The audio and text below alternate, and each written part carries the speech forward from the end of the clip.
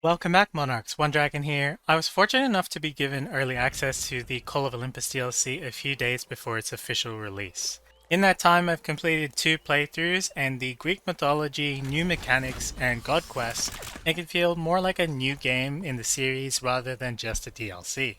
Unlike the previous Kingdom 2 Crown settings and DLCs, Call of Olympus has a lot more story elements, and when combined with the new unique quest mechanics, it's a new and exciting experience while still having that Kingdom feel.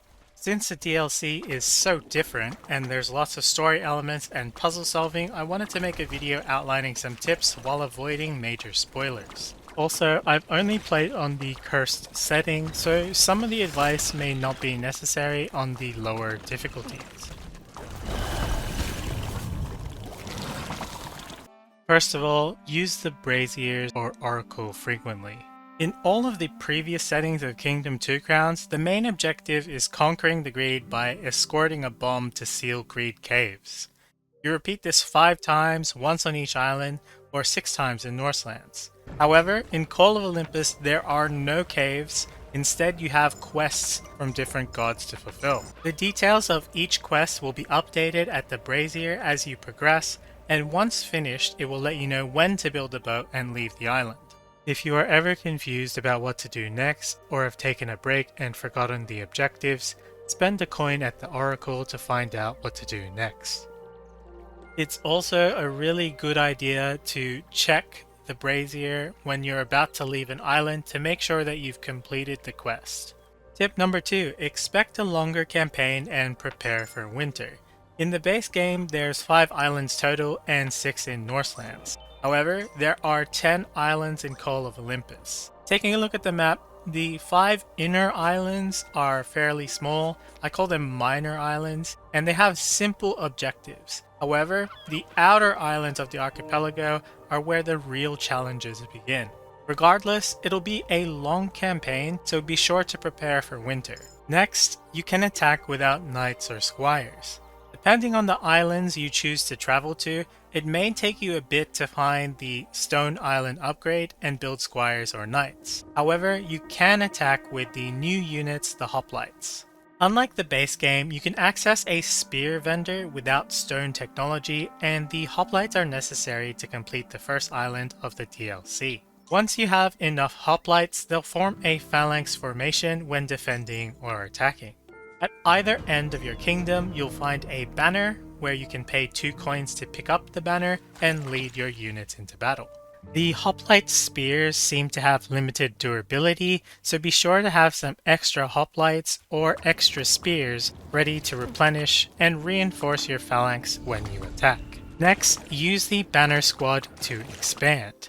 Since you can move around with the phalanx and a group of slingers, the new archers, use that formation to defend builders and expand your kingdom. For those of you that like to play aggressively, you can definitely use this formation to expand at nighttime when it is normally very risky.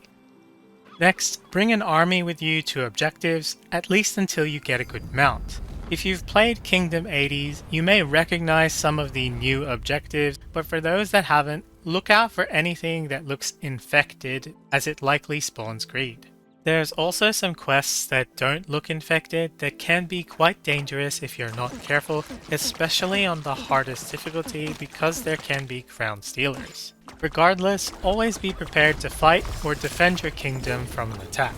Next, build up your fleet. If we take a look at the map, the minor islands all give you 1 small ship as a reward for completing the objectives, and each of these smaller ships can transport 1 full squad, including 1 knight, 4 archers, 2 hoplites, and 2 farmers. This is extremely useful whenever you travel to a new island, as you can build up your economy really quickly, and the extra squads help with attack and defense. Furthermore, these small ships are used when attacking. When you pick up a banner, 1 squad will jump into a boat, and a builder will operate the ballista from the front of the ship. From my playthroughs, the squad in the boat can constantly attack and does not seem to take any damage whatsoever, so it's quite powerful. Next, use squads with your phalanx to attack. On the cursed difficulty, the Greed have a solid defense for their portals, which scales to include multiple Crushers or the crabs from Norselands and the big slugs with small range Greed behind them. When you have multiple squads, you can send them forward by paying 4 coins at a sign located between the banner and your forward wall. Towards the late game, you can complete quest objectives or destroy portals with multiple squads on the ground, 1 squad in a ship, and your phalanx towards the front. Next, choose your unlocks wisely. Unlike Norselands, where there are enough gems to unlock all mounts, buffs from statues, and hermits, in Call of Olympus, there's not enough gems to unlock everything. I didn't count the exact number of gems as I played through, but I'd estimate you can unlock 2/3 of everything available. In my playthroughs, I personally missed out on 3 or 4 mounts and 2 hermits. Next tip, a lot of the unlocks are randomized. In the base game, your mounts, statues, and hermits are all on set islands. However, in my small sample size of 2 playthroughs, the majority of mounts, hermits, and statues seemingly appear on random islands. There are of course a couple of mounts and a statue which are tied to a god quest or powers, and those seem to have set islands. The next tip is there's a new method to retrieve lost items and hermits. Normally in Kingdom 2 Crowns, if you lose gems, hermits, or the dog, you destroy the cave on that island they were stolen, and then you can retrieve those items. However, in the DLC, there are no caves to destroy, meaning it seems like there's a new way to retrieve lost items. As I was playing through, I found this donkey or pack mule mount with an extra gem keeper. I was playing aggressively, so I had lost the dog earlier, and noticed you could pay 10 coins, which allowed the gem keeper to summon the dog. Now, I'm not sure if this works for gems and hermits because I didn't lose them in my playthrough, but I'll give it a test in future. Regardless, this could mean that you need to return to a specific island with that gem keeper on there, or it's got something to do with the mount, but I haven't had time to fully test that yet. The next tip is that merchants have been upgraded.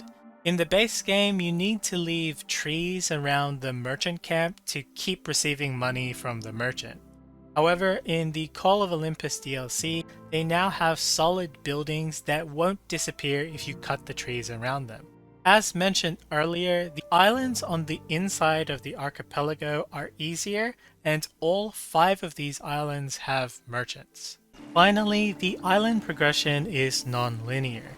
In the other versions of Kingdom 2 Crowns, you had to progress from islands 1 to 5 in order. However, in Call of Olympus, you can select which island to travel to. I have recommendations about which ones you should visit first, but there's some small spoilers, so this is your warning. So I have to explain this a little bit, but completing a minor island or one of these 4 small islands will unlock a corresponding major island. My recommendation is to complete the island at the top right or northeast corner of the map last. I personally completed the islands on the left or west side of the map first, and the bottom right or southeast island can be difficult if you don't have a good mount. Also, one of the islands does start in winter, so make sure that you bring farmers with you when you're progressing to those islands. Hopefully you guys find these tips useful. I'll eventually be uploading my first playthrough and some more guides to the god quests after I test a few more mechanics. Be sure to like and subscribe to the channel for more Call of Olympus content. I'll see you guys next time.